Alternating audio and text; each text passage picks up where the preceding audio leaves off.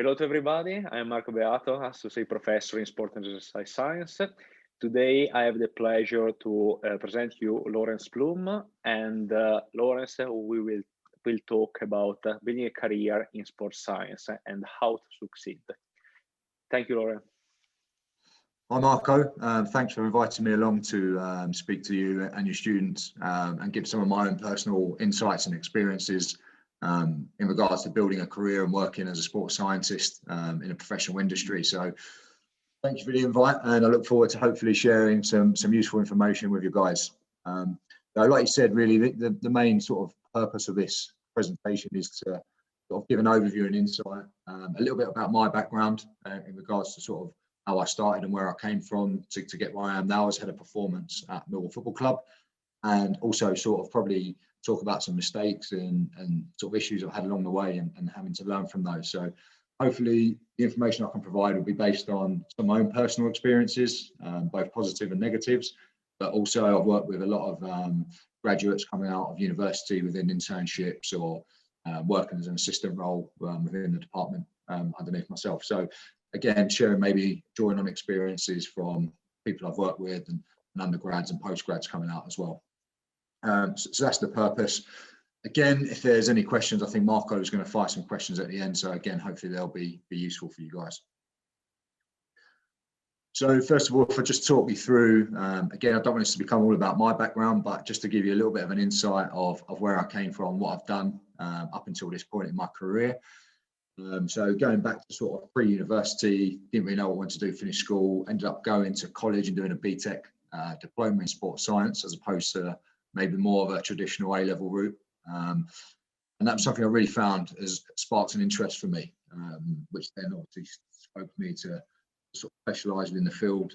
Going off to university, went to Middlesex University, actually did a degree in sports rehabilitation and injury prevention back then, and that was in 2000. So seems like a long time ago now, but time's flown pretty quickly since then.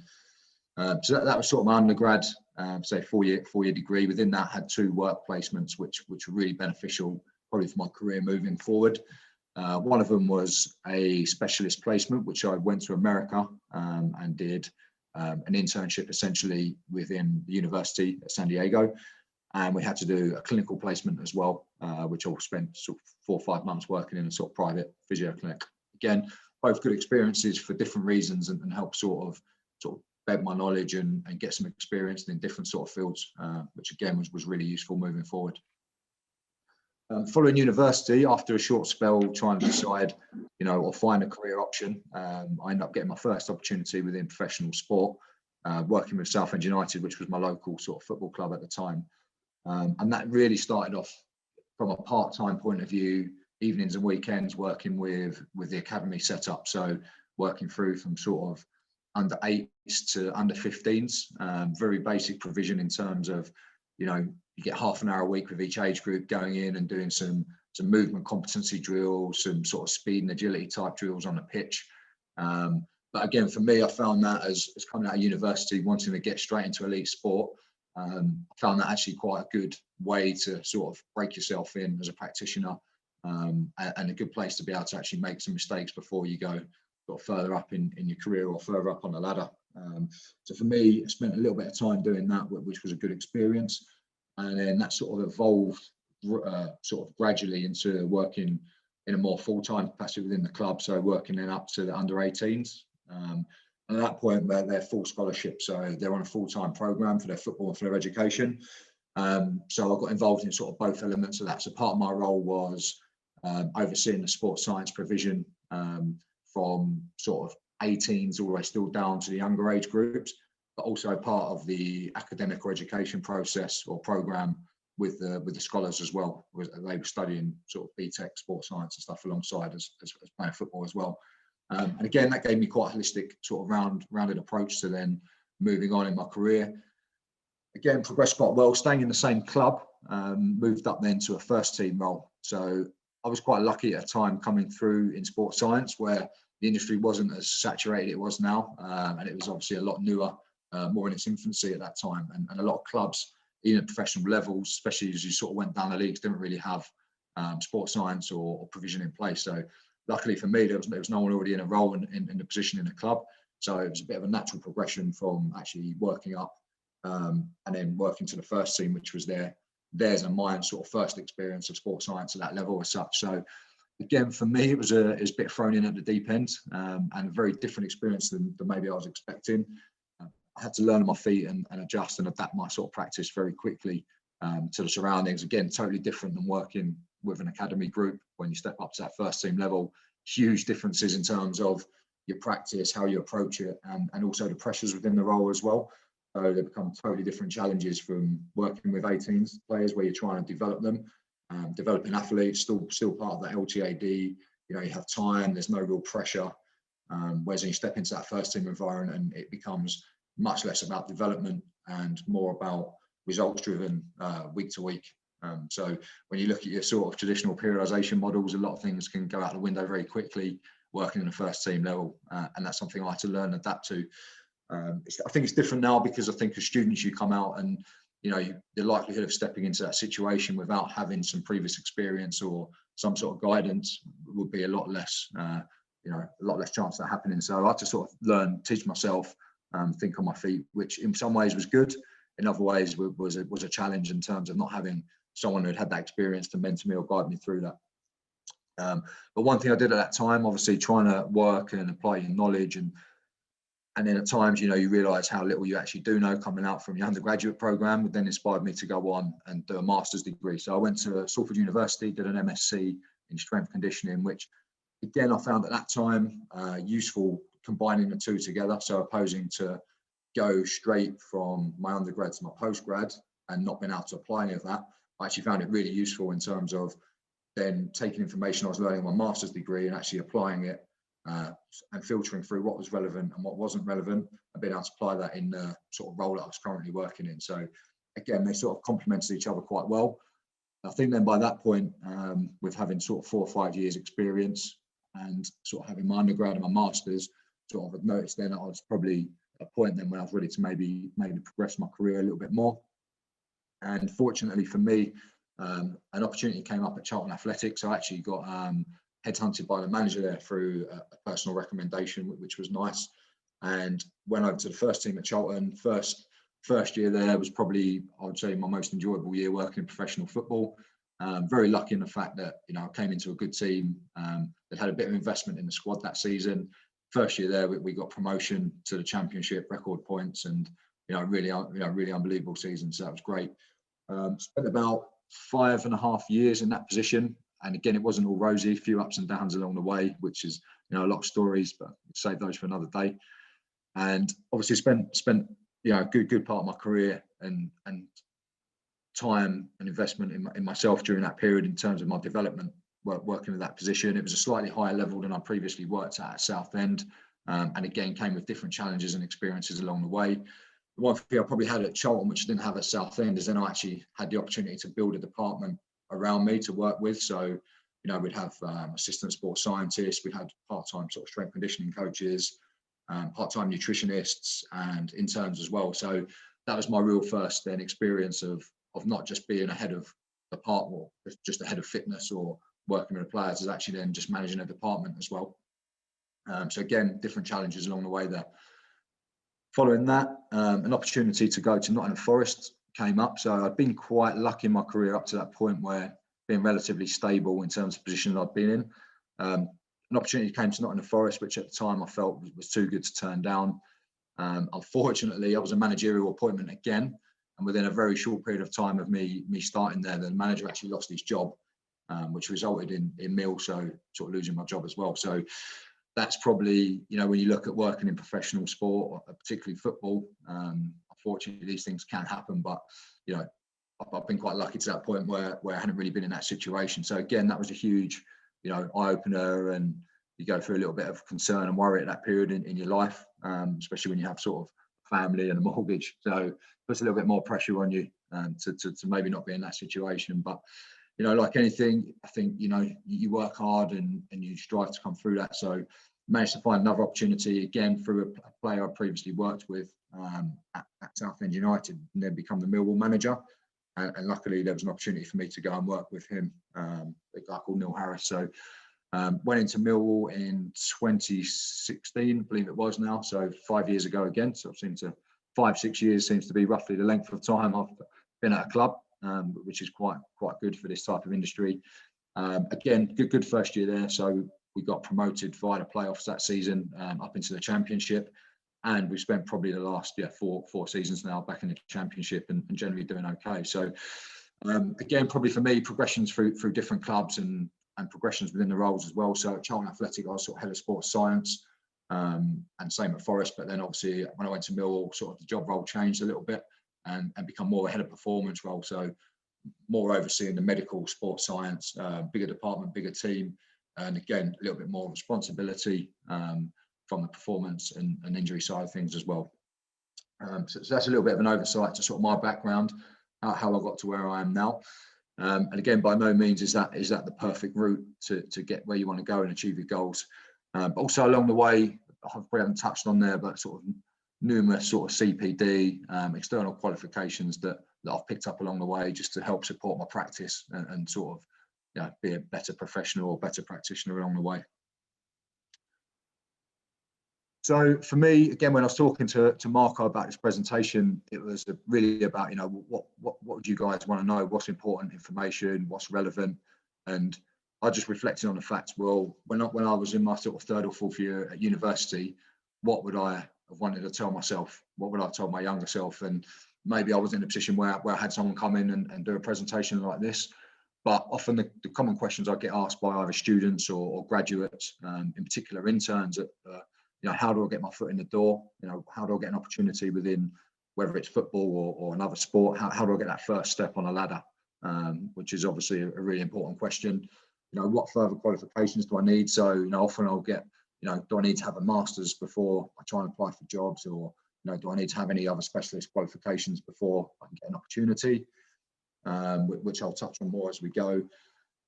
What other experiences do I need? What's going to help me to get an opportunity? Should I specialise, try and specialise in one sport, or am I better off trying to get, experiences in multi-sports and different areas? And then obviously other key ones, how do you set yourself apart from other people? As I said, now, unfortunately, the industry has become probably more and more saturated over the last, definitely since I've been in it, so over the last 10 years. A lot more applicants for each position. Generally at the moment, obviously with COVID and everything, obviously positions are difficult and limited. So really, how do you set yourself from other people that are going to be applying for the same positions as yourself? And a lot of times people ask me as well, when I'm recruiting or when I'm looking for a member of staff, what are the key traits I'm looking for, and what are the standout things there that I think are important as a head of department. So I'll try and touch on those as we go. So apologies, there's a few arrows in there, so I've not set on my slide great here. But so first thing where you guys are here is obviously you're doing your undergraduate degree. For me, like I said, I think the experiences I got during my degree were invaluable in terms of moving forward and helping me sort of progress through my career. Obviously, different ways you can do this. If you've got the opportunity to do a work placement alongside your degree, whatever that may be, whether that's working within a sport, within a club, within a gym, within a health club. I think any experiences you can get where you're sort of delivering coaching exercises, communicating with people, it's loads of different skill sets you can get from different experiences. So it doesn't have to necessarily be in your chosen sport or field that you want to go in. And then alongside that, practical experience. So if you can get an opportunity to go and volunteer, whether some of your local sports club, local football club, hockey club, wherever that may be, put yourself out there and try and get some practical experience. And then obviously alongside that as well, sort of industry qualification. So, you want to be sort of getting your degree, which is your foundation, but also, if you want to specialise in a certain sport. So I go back to when I sort of graduated, doing my coaching badges, my level 2 in particular. It's only a basic, but when you're working with coaches day in, day out, if you have a little bit of a background and understanding within the actual sport coaching element of that, can help you in your career as well, moving forward. And I think it's just a good thing to have alongside other qualifications that you're going to have, whether that's sort of personal training qualification. So one thing I didn't mention going back to is I spent throughout my degree, I've got sort of my fitness qualifications, PT qualifications quite early, and I spent probably the majority of my sort of probably from second, third and fourth year, working as a personal trainer at David Lloyd, alongside doing my degree. So all that time, was about helping make a little bit of money as well. But looking back at it now, that probably helped me develop my sort of coaching skills, just working with people and developing those soft skills, whether that's sort of communication, or whether that is actually coaching exercises and working with different people and different people's abilities and movement patterns. You can learn a lot from that. So again, that was just the route that I felt helped me. It's not necessarily the only way, but a good way to get some coaching experience. So obviously natural progression would be, obviously after you've done your undergrad, got some experience. I've had a lot of interns also that come out and would do almost a gap year. So they'll finish their undergrad, they'll want to be doing their master's degree, but what they'll tend to do is sandwich in maybe a year's internship in between. And I think either doing it that way or doing your master's degree alongside either an internship or, like I did within a paid position, I think works really well, because students I tend to see that have come straight out from doing undergrad and postgrad, they have the academic, they have the qualifications, they have the knowledge, but in terms of their understanding of how to apply that knowledge within the field, can be very limited. So, often I get asked the question is, would you rather take someone with a year's experience or with a master's degree? Now, again, there's no right or wrong, and there's a lot of individual factors, but for me, I think the person with the year's experience is going to be a little bit more ready to work in the field, so they're probably going to be a little bit ahead. Ideally, obviously, if you combine the two and you have your masters and you have some experience, whether that's sort of voluntary experience, coaching experience, whatever that may be, then obviously that's going to stand you in better stead as well. So I think the two sort of go hand in hand really well, but don't neglect getting experience for purely going down the academic route and trying to get all your qualifications at once before you've had a chance to actually apply the skill set and the knowledge that you're learning in a practical environment. I think that's pretty key for me. Normally said either alongside or afterwards, if you can get either an internship or graduate assistant role.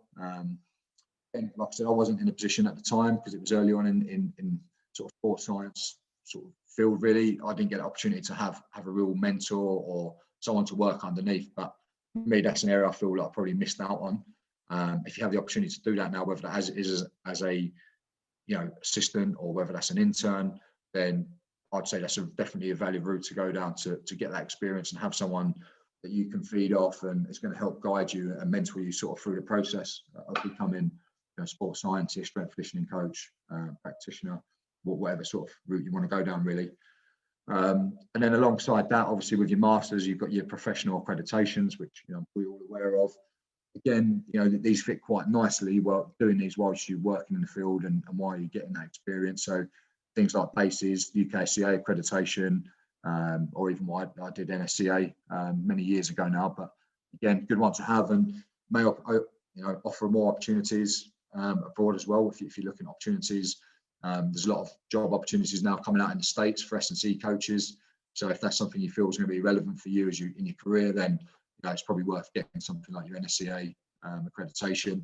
And also, I've just had an ex-colleague of mine go over to Australia as head of performance in Melbourne, and he's now got to go and do his ASCC Australian strength conditioning accreditation to be able to sort of validate his position over there. So these are all further qualifications depending on where you see yourself and what your goals and ambitions are. Start thinking about these things now. And then sort of further down the line, when you get to Marco's level, you can be considering your doctorate or your PhD, and then maybe going into a more sort of specialist role, whether that's sports nutrition, strength conditioning, psychology, exercise physiology, obviously all these different routes. So obviously it depends, where you see yourself as a specialist or a generalist. Again, we'll probably talk about it a little bit more as we go. But then these are further down the line in terms of your development and your career pathway, and it's sort of your route to getting to that point that's important for me. And that comes down to, yes, having your qualifications, but getting that experience and earning the right to progress sort of up the career ladder, really. And then even when you get to that point, as everyone will tell you, it never stops. I think CPD now, it's just imperative that sports science moves so fast and you can easily get left behind. So I think just staying on top of your own sort of professional development, whether that's just through reading journals, keeping up to date with the latest research, so much of my CPD now is on social media, just through my lack of time to go away and find articles and research them. And I might see a little post on social media and looks interesting, catches my eye. I'll jump on it and there's a little link to a paper or a study, and I'll do it that route. So it's making it work around your constraints and your time commitments as well. Obviously, in normal times, going on workshops and attending workshops, most stuff's been done online at the moment. So, just jumping on those where available. A lot of good free ones still about as well. So it's always worth sort of keeping an eye on what's going on. And also just networking and speaking to other practitioners is also a good one, and sharing ideas. So again, a lot of information on the slide, but this isn't the only route you can go down to get from where you are now to maybe where your end goal is and where you want to be. But this is the sort of probably route I'd recommend in terms of combining your education with your practical experience. And I said, this can last many years. I've been in the industry for probably 15, 16 years now, but still developing, still learning, and it never ends. And the more you think you know, the less you probably actually know. So you've got to keep on top of it, keep learning, keep developing, really. So one thing we sort of like touched on is, I get a lot of students coming out now saying they finished my degree, I want to be a sports nutritionist. So they go and do a master's in sports nutrition, which then I'm not saying, isn't the right way to do something.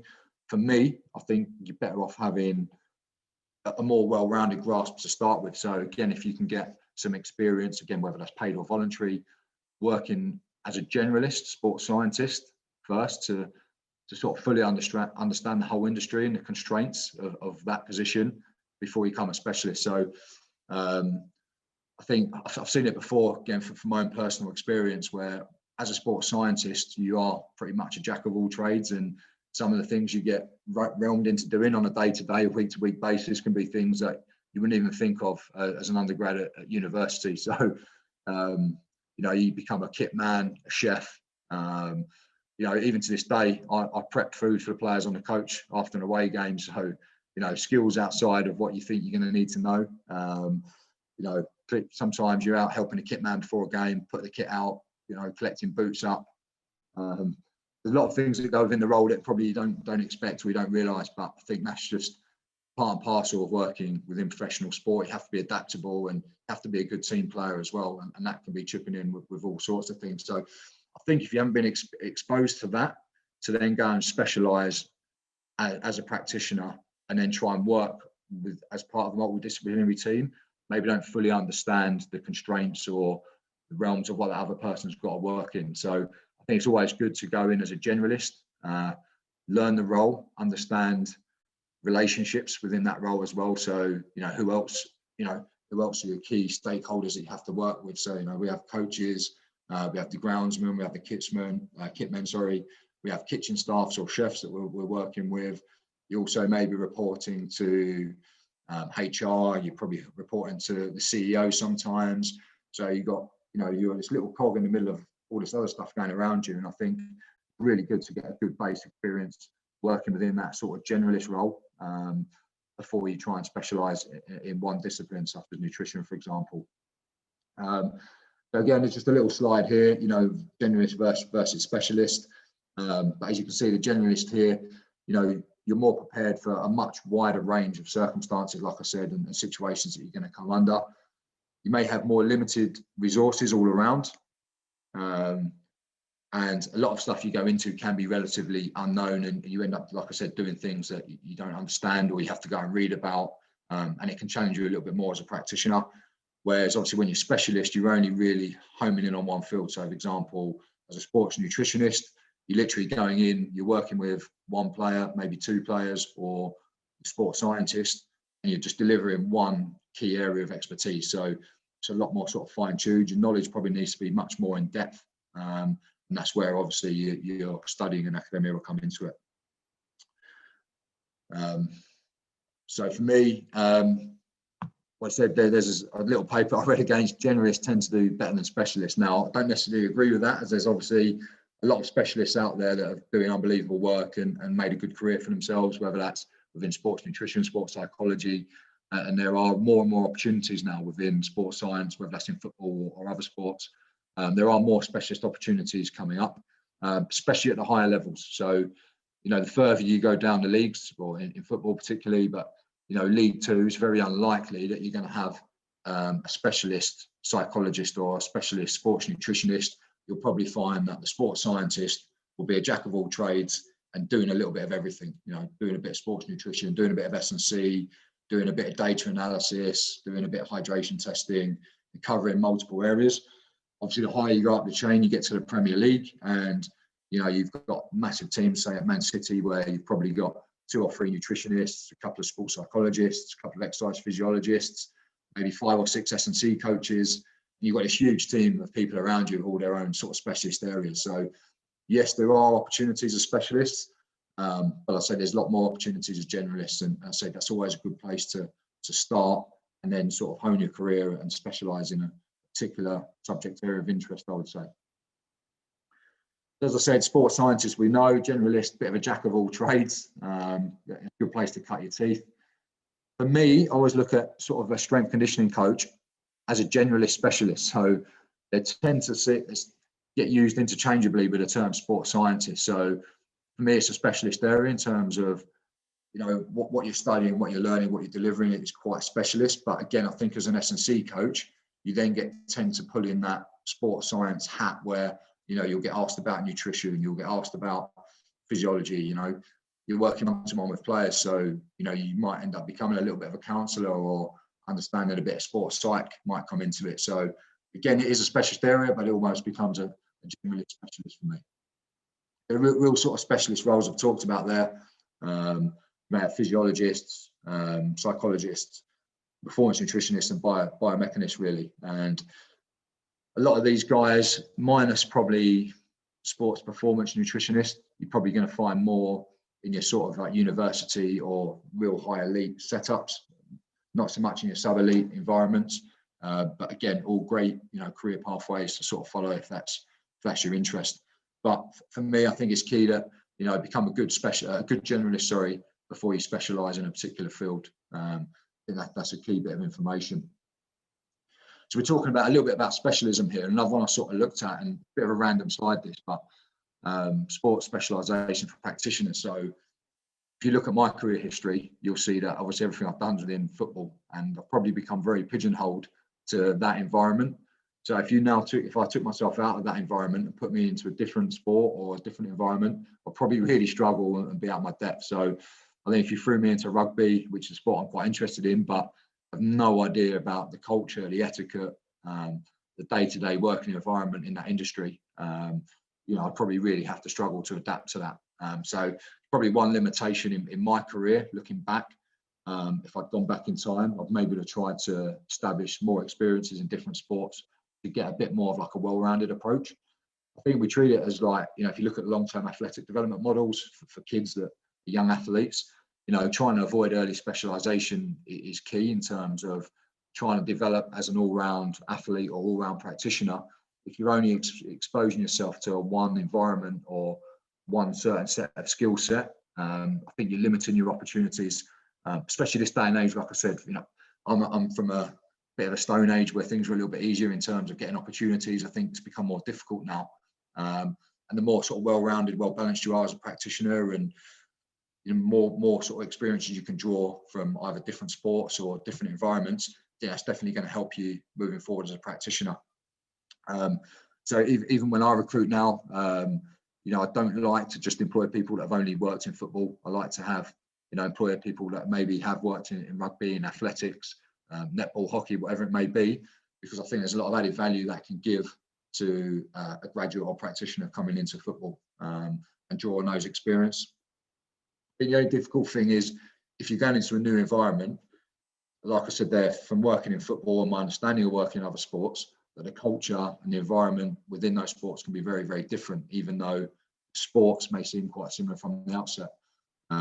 So I think wherever environment you have to go into, or whatever industry you go into, you have to quickly learn and understand the environment and the etiquettes of that environment you're working in, and how you may speak to coaches, and your relationships with players might be very different in 2 different sports or industries.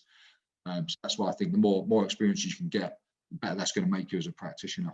But So I couldn't really find a slide on specialising as a practitioner in sports science. So this was as close as I can get in terms of relating that to actually an athlete, in terms of if you only specialise in one sport, you're definitely limiting the skills and probably your development of other areas of expertise you're going to get. So obviously another point on this slide really is, you know, we talk about opportunities, experiences, education, and how to sort of get on the run as a sports scientist or a practitioner. I think the key thing is then, you know, how do you then be successful? So first of all, how would you define success? And for me, it's just the accomplishment of your aim or your purpose. So, you know, if your aim is to work as a strength conditioning coach in professional football, that's very different to someone that wants to be head of performance for UK athletics, for example, and your career pathways and the education is probably going to be slightly different across the two. But for me, this probably comes down to you being able to set your own goals and mapping out your own pathway in terms of where you're at now, your long-term goal of where you see yourself or where you want to be, whether that's in 10, 15, 20 years time, and then almost working back from that. So then what are your medium-term goals? You know, how does that fit into your long-term goal? And then bringing that right down to sort of your short-term goals over the next sort of 12 to 18 months. So once you finish your degree, you know, what's your next step? You know, is it going on to do your master's degree? Is it, you know, to do an internship? Is it to try and gain, you know, paid experience within a paid role? So there's lots of different opportunities and options for you. But I think it's understanding, you know, your end goal first, you know, and what's going to be your route of least resistance to get there, I would say, because there's lots of terminology within not just working in professional sport or working in sports science, but to be successful in life, that there's a lot of terms that you can throw out there. So on the left there, you'll see that there's the iceberg of the success. Then underneath that, everything that underpins that to sort of make a successful person or practitioner. So given the obvious, hard work. So for me, you know, I'll be the first one to admit I've never been the most educated, the most knowledgeable, or probably the best practitioner out there. But one thing that's probably helped me along the way is just having a good work ethic and, you know, putting in the hours. You know, like I said, goes back to my first job where I was at Southend working in the academy. That was only a part-time role. I was also working as a personal trainer. I was doing a bit of lecturing at a local college. I was doing a bit of work as a private sort of sports massage therapist. So, you know, I had 5 or 6 different jobs going on at one time that you're trying to juggle. And that's just a huge demand on your life. But at that point, it was about doing what I needed to do to get to where I am today. And again, it's gaining more opportunities. But at that time for me as well, it was about earning money. So you have to do what you've got to do at that time. And that comes down to hard work. Persistence, like I said, you know, is a difficult market at the moment to get into. So if you're applying for opportunities, applying for jobs, and you maybe feel you're not getting where you want to go, you know, don't give up, just keep trying, and, you know, maybe try and explore different avenues and reach out to different people as well. One good thing about social media these days, people are more accessible now. So, you know, find out who are the relevant people in the field, make some connections and reach out and speak to people. You know, there's a lot of good practitioners out there now that will take the time to speak to you or help you along the way. And that sort of filters in with rejections and stuff as well. In terms of working in professional sport, probably the key word that jumps out at me there is sacrifices. So again, this is probably another presentation for another day. But, you know, one thing you have to understand when you're working, it's not just a job; it's a lifestyle. And having worked in it for a long time now, I've missed many Christmases, many birthdays, you know, stag do's, weddings along the way, just because you're limited and you can't just take time off from the job. You know, you're tired for the season. So our season runs from pretty much June to, probably end of June to beginning of July all the way through to May. So 10 months of the year, you know, you're married to the job. Luckily, I've got a patient wife who understands that and doesn't give me too much grief, but I think she's used to it now. So there are a lot of sacrifices along the way, and that's what it takes to get to where you want to be. And criticism there as well is a big one, whether that's from peers, whether that's from athletes or players that you're working with, or probably more so coaches as well. So you've got to be able to take criticism and deal with that in the right way, and whether you take it on board and adapt as a practitioner, or whether you're able to just bounce that off and not make it relevant. And along the way, like I said, failure there's another big one. So, you know, my opportunity or my experience at Nottingham Forest, was probably one I look back and look as a failure, where I went there thinking it was a great opportunity for a job, a huge club with a lot of tradition, good history, and went there and for situations out of my control, was a failure in terms of an opportunity for me. But going in and making another opportunity off the back of that was probably key, and finding another, not giving up and thinking, right, I'm done. I had to go and find another job, and luckily I was in the right place at the right time as well. So just got to keep working hard and keep trying really along the way. So I think the key things, and I said if I was going to speak to myself as a young practitioner coming out of university, what would I tell myself now? So I think key things, developing your communication and interpersonal skills are massive. Again, students coming out of university, I've seen a lot of them probably lack in this area, whether that's because they haven't had applied experience of coaching or of working with other people.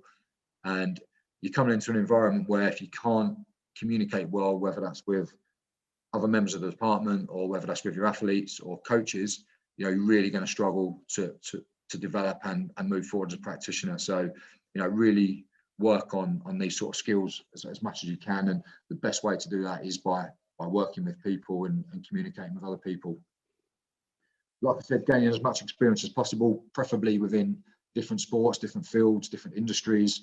It's going to give you more strings to your bow. So again, you got to focus on that. One thing I didn't have, as I said, was having a mentor. So whether that's someone, one of your university lecturers, someone like Marco, or that can help you along the route, whether it's working as part of a department and having someone within your department that you can sort of build a relationship with and sort of have a mentorship with, that'd be great.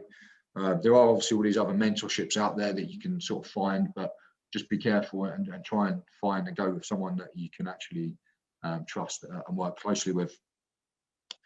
Like I said, I think having a planned pathway, so map out your career goals really, have a focus, have something to work towards, because I think the practitioner now you're coming out, it can be a little bit overwhelming, and it's an unknown sort of entity where you're going to be in 5-10 years time. But unless you have like a direction to work towards, it's difficult to get to where you want to be, and then map that out. So if you want to be head of performance at Man United in 15 years, what are you going to do to get there? What's the process going to look like?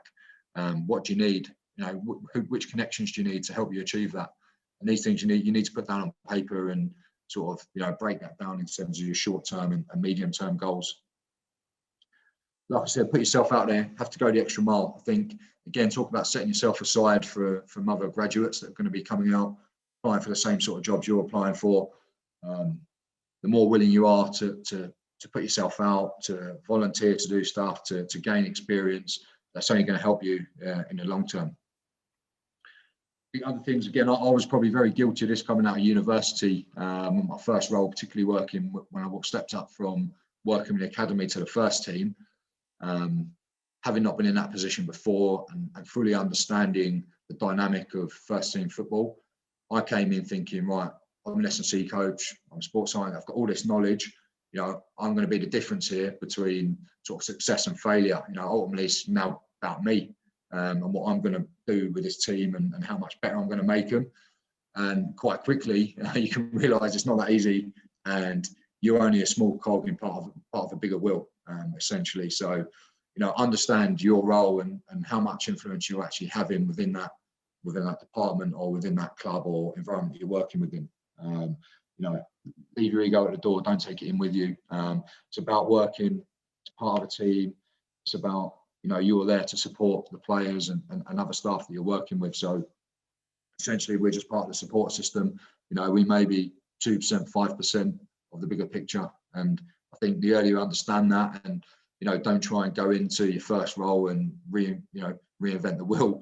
Don't be a bull in a china shop. Just take it on board and sort of try and get your ethos and philosophy across in a subtle and slow way. Again, I think the biggest thing I've probably learned to do, again, going back to my early years as a practitioner, I was like, right, I've just learned Olympic lifting. I want everyone snatching. I want every 20 of my first team players snatching, whether they're 18 or whether they're 36. Again, that was just because not having experience in the industry and going purely off research and what I learned along the way is you're thinking, right, if I can get everyone cleaning their own body weight, we're going to be absolute specimens, we're going to be ripping up the league, and it just doesn't work like that. You know, you have to understand the athletes, what you're working with in terms of their training age, their philosophy on training. You know, if you come into a new environment, you've got a 36-year-old athlete who's never lifted in their life. Maybe Olympic lifting isn't the one for them. But I'm a big believer there's something out there for everyone, and it's just making your programming or your philosophy fit around the individual athletes you're working with. And again, that comes with experience, but also, you know, being adaptable and flexible with your own approach as well. Yeah, like I said before as well, CPD, so taking care of your own sort of professional development, whether that's reading around sort of research papers within your field, or whether that's going further outside and, you know, learning about other areas that maybe you don't know about, or, you know, that are going to be relevant in the future. And one thing I sort of have struggled with along the way, and that's why I try and have good data scientists around me.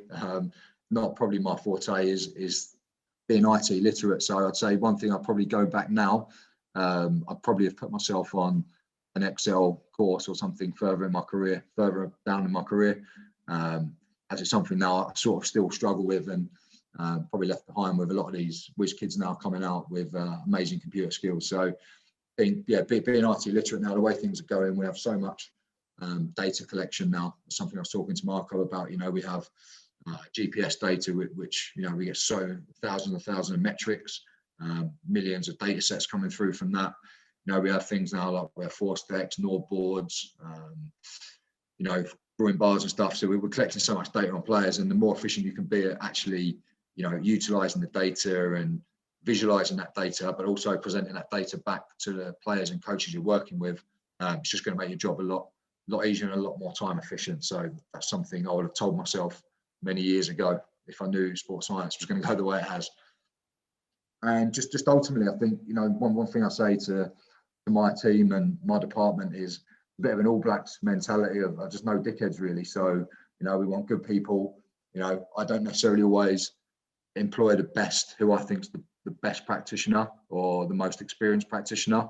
Ultimately, it's going to be someone that's going to fit in as part of our department, that wants to move forward, that wants to learn, wants to develop, and shows a hunger for that, and, you know, can just fit in and be part of that. Again, just don't like people coming in with egos and stuff like that at all. So I think, you know, ultimately, if you feel a good person, you have a good understanding, you know, knowledgeable, and you've got some good experiences, it's really going to help you along the way. And that's probably my sort of key golden nuggets of information, really. I don't know, Marco, if there's anything from your point of view. I've tried to sort of cover as much as I can there in the period of time, but is there anything you want me to elaborate on? Honestly, your presentation has been brilliant from my point of view. So all the questions that I prepare, in some way, you answer to them. So it's absolutely brilliant. So I would like only maybe discuss a couple of points that you have already explained.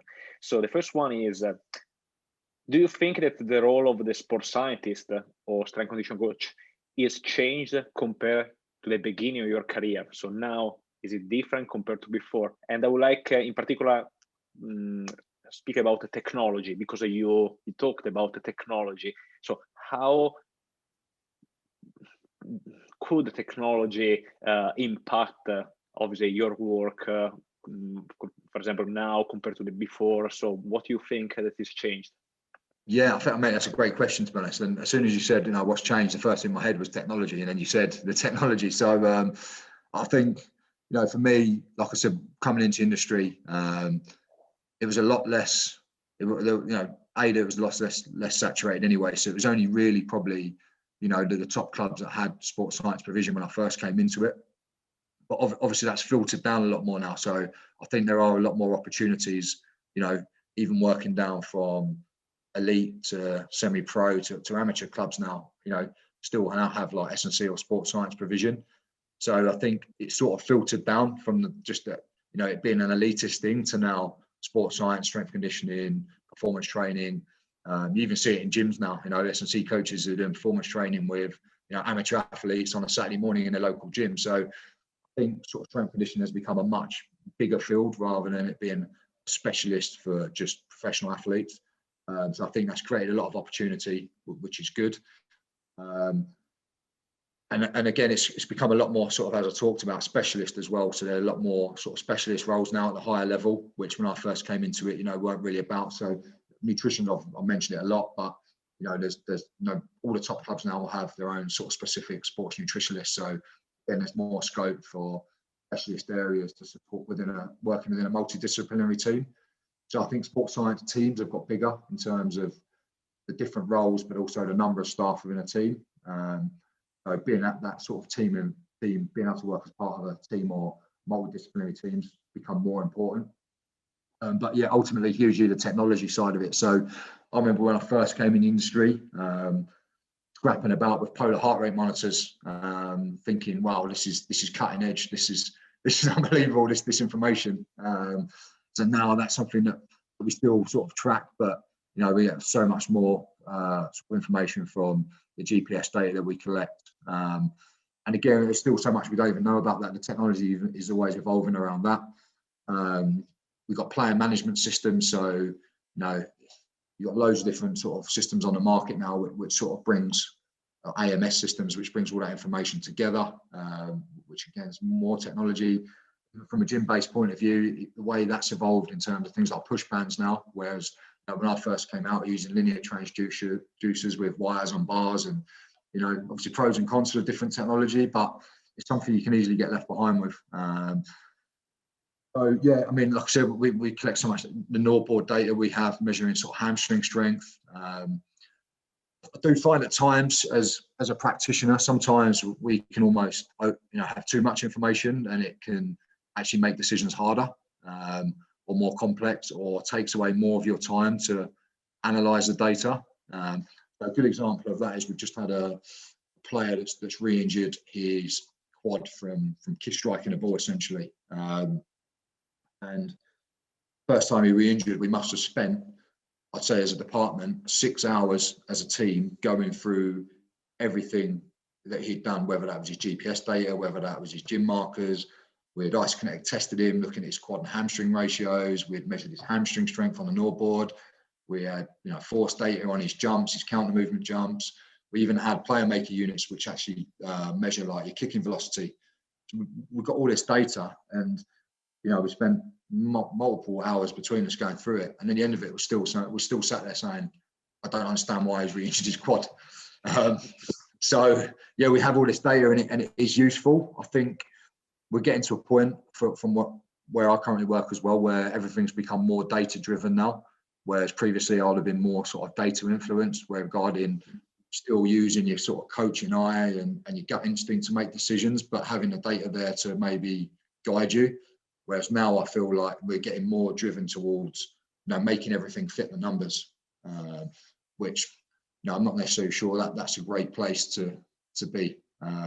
So I'm still a believer of, look, as coaches, you need experience, you need to build instincts and understanding of your sport and your athletes, and then the data should be there to help you support decisions, or use objectively if you need sort of set markers, whether that's from an injury or from a performance point of view, be able to sort of benchmark your athlete and sort of tailor their training program, really. Brilliant, thank you very much. So you have clarified all the points very well. I have a second question that is more related to university.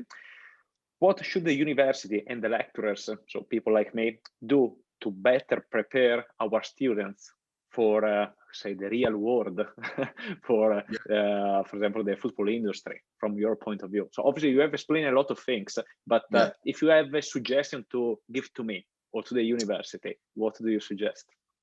I think for me now, even since I graduated, in terms of like the level of knowledge that students are getting, you guys are delivering unbelievable levels of information and knowledge for the students. So, I'm seeing students coming out a lot more knowledgeable than me from an academic point of view.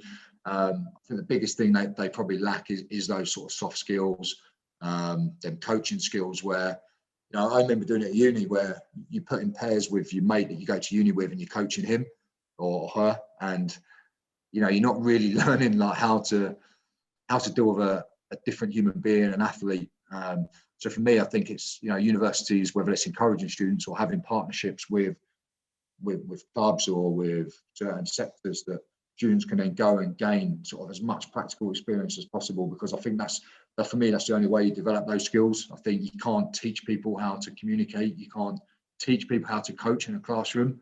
The only way you can learn those skills is by getting hands-on and doing it. And like I said, my first experience at Southend, where as an S&C coach, where I was like a bull in a trot. I remember it clearly. I was very aggressive with my approach, like a bull in a try in a shot, trying to get players doing things they don't want to do without them really understanding why they're doing it. My coaching way has changed so much since then, but that's only through time and experience. And like I said, I wasn't in a position where I had someone to really learn off in that role. So if they can get a mentor, or they can get experience where they're working with a good coach who's going to give them a little bit of guidance, also allow them the freedom to, go and experiment and go and practice. And for me, a great place to probably learn that is with whether it's amateur or semi-pro or professional athletes, but at a younger age group. So maybe working with children or adolescents who are still developing, still maturing, and still learning how to move and stuff. I think that's a great place to actually learn how to coach and be able to sort of make a few mistakes along the way without it being too costly. Brilliant. Thank you very much. And honestly, I agree on everything, because when I started to work, at the beginning, I was working like a strength condition coach or sports scientist. So, the terminology sometimes can be equivalent in reality in many clubs. And the first point was exactly that. So I had a lot of information related to, obviously, science, research, evidence-based, the practice, but I didn't have maybe the soft skills. And I struggled at the beginning. Obviously, with time, I improve, but that is a great point, in my opinion. Probably is one of the most important things that we need to think about in the university, because obviously, we are a bit more academia driven. At the country, we should also watch this type of things. And I took a note. It's good. And the last one, because obviously there is so much that you say that is brilliant, that I have a page of questions, but this one is the last one. And after, no problem, no rush. Is you spoke about a mentor role. So what do you suggest to the students? Obviously, they have maybe just finished the undergraduate or maybe a master, and they need to start working in the sport industry, so not only related to football. So what do you suggest from a mentor point of view? Should they maybe maintain a link with the previous lecturers, try to find a mentor that is already a practitioner? What do you suggest for them? Yeah, again, I appreciate sometimes, it's not the easiest thing to do, to find someone that can actually spend the time to give you that opportunity. I think, like I mentioned it already, but social media now is a great way to connect with people within the field or within the industry that you want to go in. To do your research, find out who are the key people in that industry, speak to them, as they may be able to recommend people within your area, or that you can connect up with. And most practitioners now, I have students contacting me saying, "Oh, look, do you mind, if we locally, if we meet up for a coffee, and I can ask you some things, and I'll show you some stuff, some periodization plans that I've drawn up, or can I email you some plans that I've drawn up for my sport?" And I'll be like, "Yeah, fine. Do you know what I mean? Not a problem." And 9 times out of 10, I'll try and make the time. So there are people out there, practitioners, that would do that. I think the best way to do that for me is in terms of getting yourself, whether it is, say, within a paid role or a voluntary role. I know there's a lot of debate about internships at the moment, but if you can get a good internship opportunity with someone in the department who would then become your mentor.